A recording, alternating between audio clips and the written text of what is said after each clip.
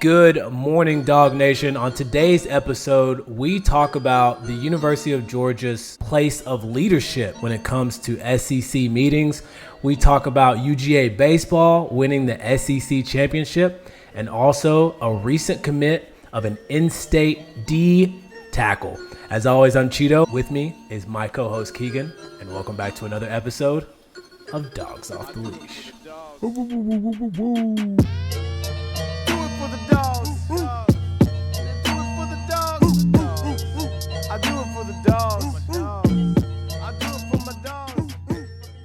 Baseball in the state of Georgia is on fire at all levels.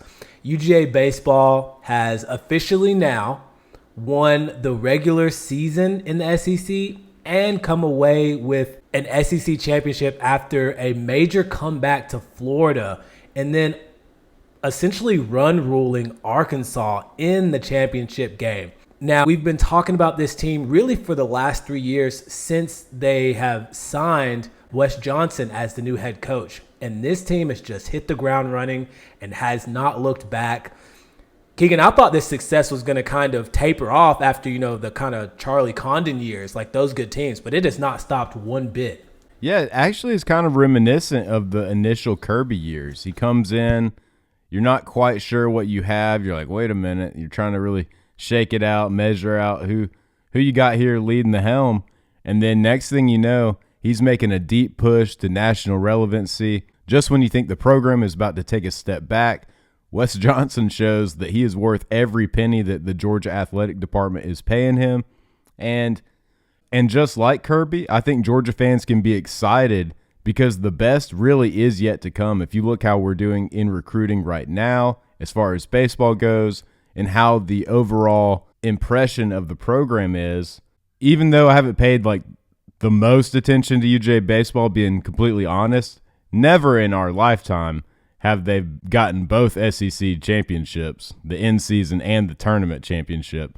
And to be hosting and to be making a push for Omaha, I would love it if we won it all, don't get me wrong. But I think the truth is for UJ baseball, the sky's the limit and the floor is higher than it's ever been. So Wes Johnson doing a great job and really showing why Josh Brooks is putting together a masterclass in dominance across all sports. I mean, we just saw what the track team did. We just saw what the gymnastics team did. We just saw what the tennis team did. Men's did pretty good. Women's was second overall in the late finish. And now baseball, who knows? They might blow the top off this thing. So you got young stars doing what they need to do, veteran pitchers getting great coaching from Wes Johnson. That's why we brought him in from LSU. So it's all coming together. And who knows, this could be, I think out of all the coaches Georgia has, I think you got to obviously put Kirby first. Maybe you put Cecile Landy right up there with gymnastics. But Wes Johnson is elite. So we're talking about some elite coaches, and elite coaches get elite results. Yeah, and we may have some big UGA baseball fans. I am not one that's been super tapped in. You do hear about teams' performance when you go to UGA, when you're a fan afterwards, when you're doing a podcast, you hear about kind of things that are going on. But I'm not sure a lot of Dog fans realize this is the first SEC championship in program history. The last time the Dogs won the regular season conference title was 2008, before I was even a freshman there. So it's been a long time since we've had this level of success. And the first time they had advanced to the game since '89, right? So this team is just, the pitching has been great. The bats, Daniel Jackson is essentially the new Charlie Condon for this team, and how they keep finding him, I don't know. But as it stands now, Georgia, even when they've had success prior in the SEC play, when it comes to the super regionals or this part of the tournament that's coming up, we've not had success. So this team is trying to do something that other baseball teams have not. They are the number 3 seed and will be hosting, I want to say it is Long Island this Friday. And their group includes Liberty and Boston College. So double elimination, I believe, is how the format goes all the way up until the title or all the way to the title. So this team really has a chance to make some noise, and it'll be on Wes Johnson and this staff and these players to kind of rewrite the Georgia history playbook as far as baseball goes. So I'm excited.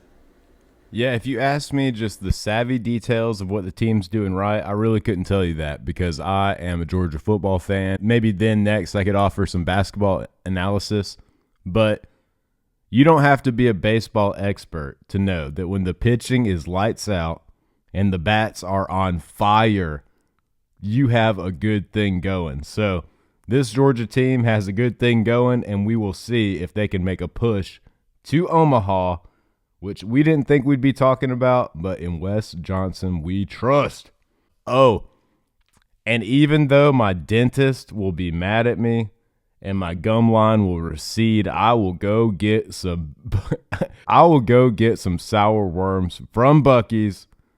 It will be warranted, and we will eat them on the podcast. Tooth decay be damned. Yeah, sour power going crazy. And it's always nice. It kind of reminds me of the Braves run when they had an outfielder that came from the Dodgers, I think, and he wore the pearl necklaces or whatever. Like, oh, yeah. When teams have this little, you know what I mean? There's like something that keeps the locker room together. There's this theme that they rally around. That's always a good sign. So do not underestimate what that means, as kind of goofy and silly as it can be. Those things do matter, especially in baseball playoff runs, apparently. So the Falcons had the Dirty Bird dance that really took off. Like, I think you're right. There's something about this little swagger factor that championship teams have oftentimes. It's like a little feather in your cap. So Georgia's got theirs. And that is a perfect place to transition because really for Georgia football, what's really going on in the news, to be honest, this is a conference and even a college football thing at the national level. The 2026 SEC spring meetings are being held in Destin, Florida as we speak. And Keegan, I don't know when exactly this happened. And it's not only Kirby Smart. It is AD Josh Brooks. It is president of UGA, Jer Moorhead. He's got a weird name. It's Gere, Jer Moorhead. UGA has kind of been thrust, maybe it's because of how outspoken they've been, but they've kind of been thrust into like a leadership role as far as this conversation goes about the changing landscape of NIL. So they're having these conversations now about moving from the 12-team playoff to the 24-team playoff. Mind you, we just came from moving from the 4-team playoff. NIL money, there's transfer rules. There's been a couple of senators, I believe, who've come out with a bill now to kind of save college football, if you will. From what I see, it looks really good. But Keegan, we had early talks on here, and we kind of differed on what NIL was going to do to this sport. I think the way we talked about it, you were kind of in favor of these players getting money, and this would be good overall for what football is becoming. I was a bit more skeptic because in my experience, like, money has a way of changing people's attitude, changing people's self-interest, and usually not being good for the purpose of the purpose of the intent of the original thing to begin with. And from what I see, NIL has done really nothing but cause chaos. These agents now have their hands in these kids' pockets. These coaches, they were already moving. But there seems to be more complications than there are benefits so far with NIL. So with the SEC spring meetings, what are you hearing coming out of here? What do you think about Kirby's comments, Jer Moorhead's comments, and the overall conversation of college football right now? Well, one thing I think is for certain is that chaos provides an opportunity for good leadership. Good leadership is at its best in a chaotic moment where it's needed, right? Like, what made Winston Churchill a great leader wasn't just the fact that he was a good orator. It was that England needed a leader, right? So the SEC, college football at large, needs leadership right now. They need a clear vision. They need direction. So Kirby's stepping up and stepping in at this point in his career when he has the maturity to do so is apt timing. And I think it just comes from this place of he doesn't want to see the thing he loves get ruined. And I think that's why Georgia fans and probably fans across the board appreciate his intention, at least. Whether you disagree on the nuances of what his vision is debatable. But Kirby doesn't want to see this thing go down the drain.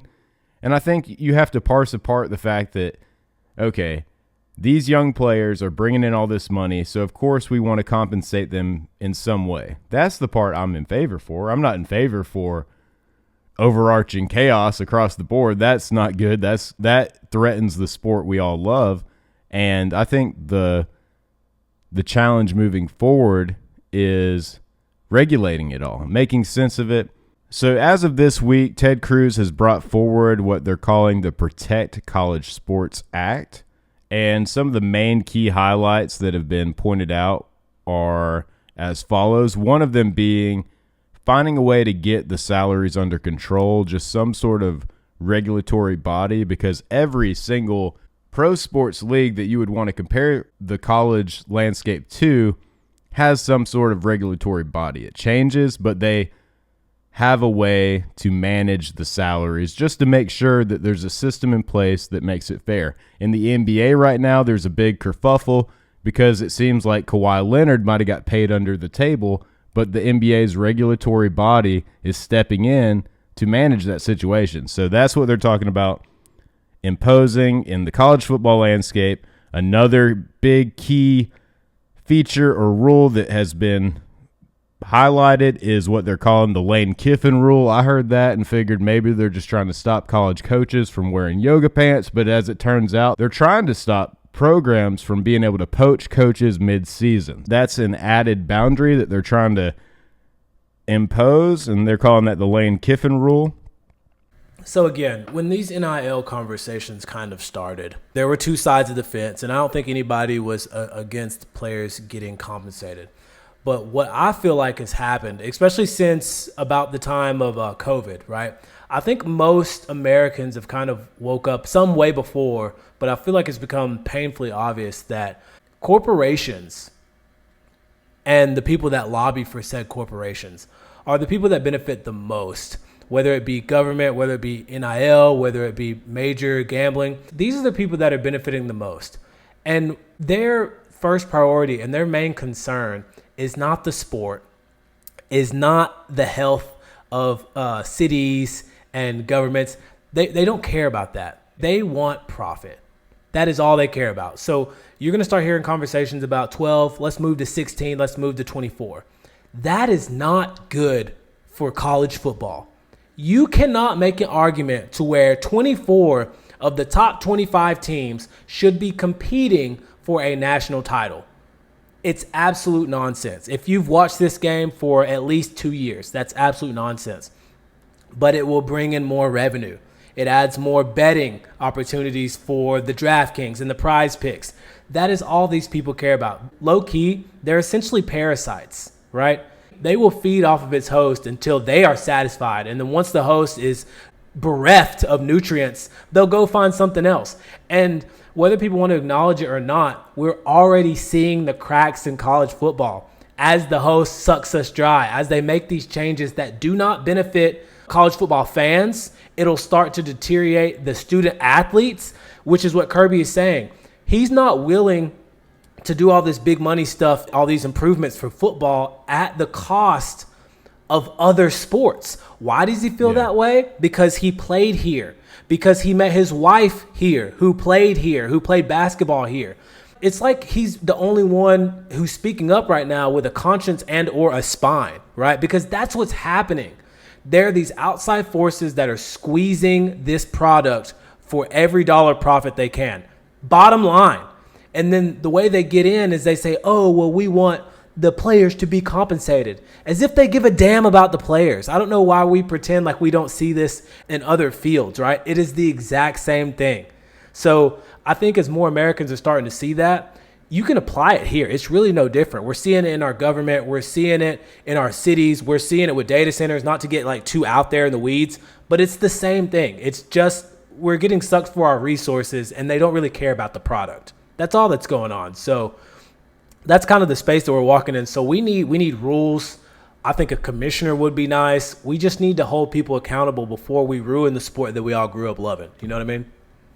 Yeah, and it gives me hope that at least there is legislation being put together. There are people like Kirby speaking out, but it's in desperation, right? It's not because we've done so well planning this. I think we're just in – people don't want – I've been kind of saying this, and I understand why people don't want to hear it, but we're just in the growing pains, right? You go through adolescence, your voice is changing. it's just part of it. You kind of have to suffer through the voice changes until you get this deep, manly voice. And that's where we're headed. We're just in this growing pain situation. But I do think that what you're saying has a lot of validity. Like, there's people who don't give a damn about college football who are heavily invested for the money. And oftentimes, if you do want to widen out the scope and compare this to other sectors, a lot of times companies do that for the short-term gains. But if they ruin this sport, what? If they open it up wide enough, who's to say that The Rock and some of these heavy invested people who've started leagues like the XFL or what have you, like, next thing you know, there's going to be an alternative sport that gives you more. There's going to be an alternative pathway. And speaking of that, dude, do you know when the XFL game this weekend is scheduled? I do not. Does the league still exist?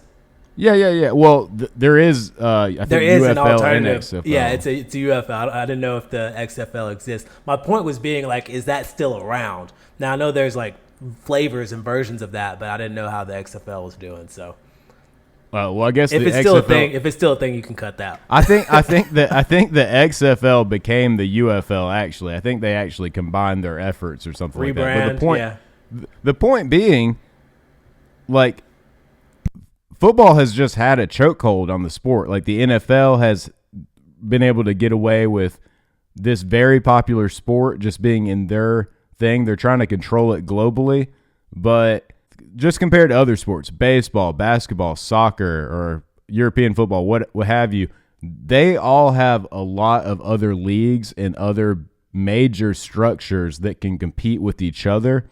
NBA maybe less so.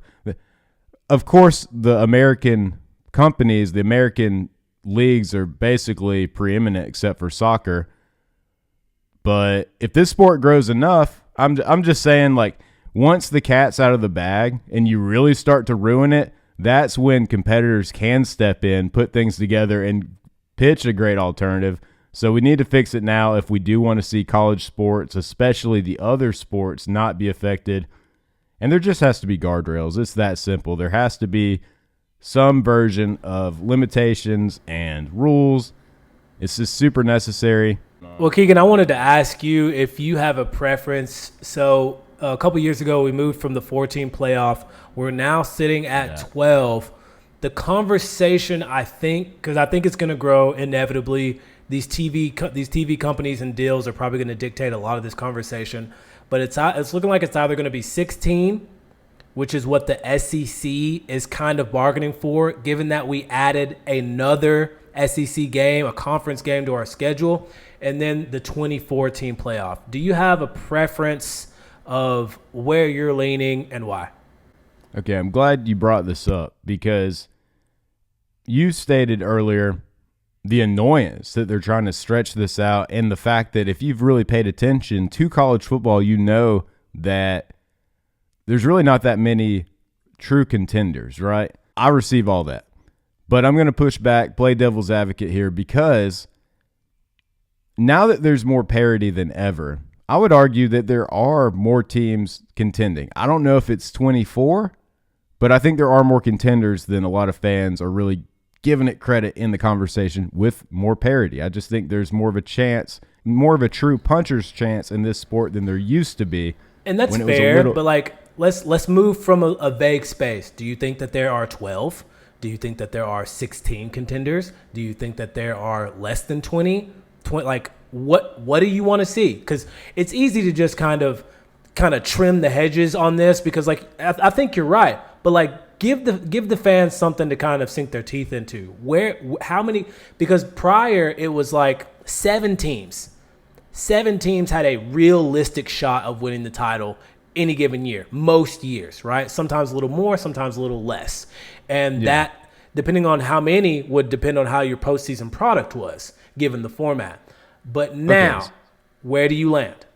Yeah, so I think it's important to compare college football to other sports, right? You talk about pro football, okay? Half of the teams in the league can go to the playoffs, right? You talk about any of the pro sports, it's kind of nearly half. It's about 30 to 50% of the teams have a true chance of getting into the playoffs. You talk about other college sports. There's a better system for opportunity that exists to give teams a chance. I think basketball is kind of an outlier because basketball has less players on the team, so it makes more sense that there are 64 contenders. Are there really 64 contenders? No, but the puncher's chance theory really applies more to basketball. So with that in mind, I don't think it's crazy to say 24 teams. I don't love it. The traditionalist in me rejects that idea. The person that hears what you're saying about the true amount of contenders also hears it. But just compare it to any other sport, there's a lot more spots for opportunity. I wouldn't go beyond 24, but I'm not completely against it if we're saying there is more parity in the sport, and you just look at how many other leagues, how many other sports across every category you can think of, there seems just to be more chances in other sports than college football. So 4 was ridiculous, but there's 120 teams, right, Cheeto? So what we're saying, only 10%? Only 10%? I mean, that's basically the lowest percentage of teams fielded for a championship compared to any league you can even think of. So I'm not saying. So I'm only going to speak for me. You've made your position clear. I will not speak for football fans at large. I won't speak for the generation of fans around me who grew up watching this product, because I do realize times have changed. 24 teams will drastically water down the regular season. The non-conference games will essentially not matter at all. The SEC championship game will matter absolutely none. That is a college football that I am not interested in at all. 24 seems a bit too much. You could convince me with 16, I think now, but I truly do not care for a 24. Honestly, I'm losing my love for college football as it is right now, right? Because I can't get invested in recruiting the way I used to love. I used to love National Signing Day. Now you can't expect a kid to stay locked in. You can't follow the visits. You can't do all that stuff. The coaching changes, the depth of building a team, the potential to win a championship or build a dynasty. As soon as Georgia was in that position, it got kind of ripped away from us. I'll probably be done with college football as a diehard fan if that happens, but I only want to speak for myself in that regard. So that's kind of where I stand. Also, Keegan, I got to go right now. So if you can do a piece on Waylon Wooten. So I got to run, boss, but I appreciate you, okay? Sounds good. Yeah, it'll be good. It'll be good. Right. Thank you. Cool beans. Peace, bro. Yeah, you make valid points. I think if you add too many teams, you do change the structure of the season as is. But if they had mandatory in-season, out-of-conference games and just added a little bit of structure to that, maybe had out-of-conference rivals or maybe like a rotating bunch of out-of-conference, like an out-of-conference grouping potentially that rotated, some type of system to ensure that teams are being challenged adequately. Because I think if you expand the playoff, you want to see teams play each other. So there has to be some give and take. And I think that is something that can be explored. But I think you make a great point that I need to really think about is how much the in-season will change when they add all these teams to a tournament. So I know a lot of leagues do in-season tournaments. I don't know if that's a viable option, but we just got to put all the options on the table and just see what works best. Lots to think about, but hopefully we save the sport we know and love. That'd be good, right? But with that said, there is some good news for Georgia fans. We just got a major recruitment, a 3-star out of Grayson, D-Lineman Waylon Wooten, and this dude is a certified run stopper. He's got great leverage, great potential. They've got him as a 3-star, but we know how that can go. And I trust Kirby's eye. I trust his development. And just as a product of high school football in the state of Georgia, anytime you got someone being called the heartbeat of the team in the state of Georgia, I don't care what division, what classification, it's notable, it's worthwhile. And Waylon Wooten is the certified leader of Grayson football. You can throw Grayson football in there with a handful of teams that make Georgia football elite, that create that high watermark for the sport in this state. So anytime you're getting a product from a school like that and you're calling him the certified leader, I think it equates close to anytime you're getting a guy from Buford and they're calling him the certified leader. You got a guy from Cass High School, Bartow County Big Football, Sokovie White, certified leader. So anytime you got those traits mixed in with 3-star, I'm bumping that up a star or two. So Waylon Wooten, big time get for the Georgia Bulldogs. We're excited to have you. Welcome to the family, and I know we're going to see big things in your future. Go Dogs, baby. Go Dogs. Other news going on, I know the Hawks are preparing for the NBA draft. You have the Knicks and the Spurs in the finals, which I think, so for Hawks fans who felt a little disappointed that we only got 2 wins, not another team in the East got a win on the Knicks. So, hey, I'm not saying we should hang the banner, but maybe we should hang the banner. It puts the season in a better perspective. We already felt great about what we did after the All-Star break, after the trade with Trae Young. And all things considered, the Knicks were just the team to beat. They may be the NBA champion. Not many people had them picked. So they look good. Jalen Brunson looks like the truth. Shout out to the Knicks. I don't like you guys, but I got to respect good basketball. So the Hawks are trying to get their thing together, figure out who they can get. I think they have the 8th spot right now. They have plenty of picks they can trade, a couple of mid-tier to pretty solid players they could trade. They can make a push to go up in the draft, drop in the draft, lots of options. Jaylen Brown is a free agent that the Hawks are interested in. I think there's other couple of major free agents floating around that could potentially join this team. I know Austin Reeves is someone that the Hawks have looked at or the name has been floated to their organization. Not sure if I like the fit as much as Jalen. Wild case scenario would be somehow if Anthony Edwards wants that trade. Don't know if that'll happen, but lots of chances for the Hawks to really up the roster. They got the cap space. They got the picks to trade it. They got a pick to draft it.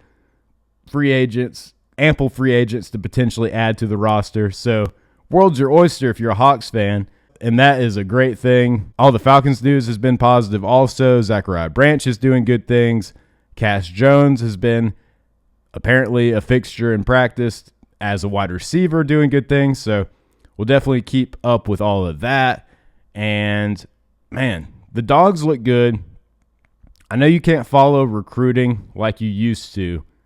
Adding a dude like Waylon Wooten, I think, fits the modern blueprint. And who knows, maybe it's just the fact that we get some really solid guys that want to be here, that we know can develop, that we truly believe in, which has been a proven model at Georgia. We're not just settling for 3 stars. We're getting the guys we want in the building. And then you add in the transfer portal model. I think that's just where we're at in today's college football. So if you can add lifers and guys that aren't going to transfer, overall that's better than adding a class full of heady stars that in 2 or 3 years you're going to lose 20, 30% of the class. So only time will tell to see if this, I wouldn't call it strategy, but this way of going about things works for Georgia. But in Kirby, we trust, baby. So I like what the Dogs are doing. It's going to be a hell of a season. The defense looks top-notch. Very excited for it. Gunner's mechanics, a new video recently surfaced with Gunner Stockton showing off some of his new throwing mechanics. Dude's looking sharp, right? Okay, so if you got a gamer back there that can run the rock, make the plays when we need to, but it can also read a defense, I mean, what a concept. That's dangerous, right? So Gunner Stockton is looking good. Georgia fans should be excited. And I just trust Gunner to push himself for improvement. He loves the sport. Yeah, he loves the Dogs. But on a man-to-man level, this guy pushes himself to be better, and that is just something you can't coach. He's got the fire, the passion, the energy of a third stringer, right? But he's your starter, he's your leader, and he's dedicated to getting better. And I give a lot of kudos and respect to Gunner for doing that. I think big things are in store for him. ESPN just dropped the tiering of quarterbacks, right? And they had Gunner at 3rd tier. There's only maybe like 5 or 6 guys ahead of him. I think that's accurate.